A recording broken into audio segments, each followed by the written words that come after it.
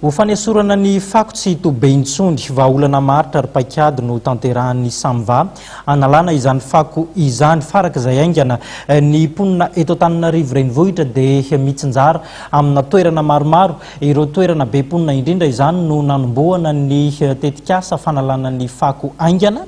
Isany amin'izany ohatra ny eny amin'ny toerana misy tsena dia ny eny Anamontana izany. Jemimara Danielina Mamra Samuel. Nampitombona 30 nisan'ireo camion mpanala fako miasa eto Antananarivo. Raha nisa 10 izany teo aloha.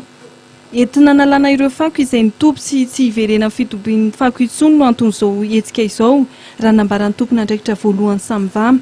Ireo faritra be mponina sy ireo tsena eto andrenivohitra no hanomboana izany dia netsy amin'ny tsena Namotana, tsena Nanosy, tsena Andravoahangy, Ambodin'Isotry, Ambohimanarina.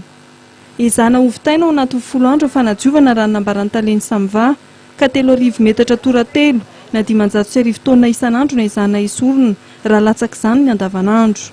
Pizza camion eo amin'ny 30 camion eo mba ahafahana manala ny fako eo amin'ny 3000 metra kibo eo, izany hoe eo amin'ny 1500 tonnes isan'andro.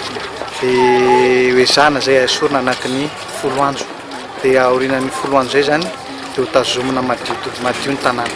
Tanjona ny anadio ny tanàna Antananarivo tsy iverena fitobian'ny fako izay nampikaikaika maro tamin'ny faraparan'ny taon-dasa iny. Nisaotra ny Samva ny boribory tany faefatra izay nanombohana anetsika androany manoloana ny fiara-miasa ary ezaka nentana mponina ny fitandrona ny fahadiovana sy hanangona ny fako amin'ny toerana iray natokana izany.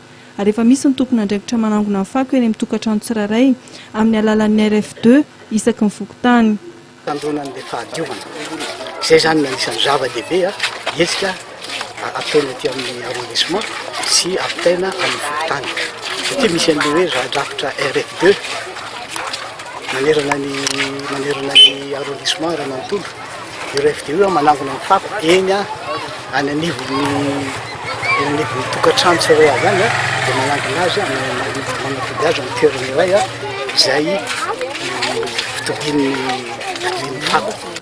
Aorian'ny 10 andro dia izana ny hanala fako isan'andro mba tsy hiverena fivagongona intsony eto Antananarivo. Efa andalana mikarakara ny tetikasa fanodinana amin'ny fako eny Andralanitra ho zezika mba hampitomboana ny vola miditra amin'ny Samva hanatsarana ny asa.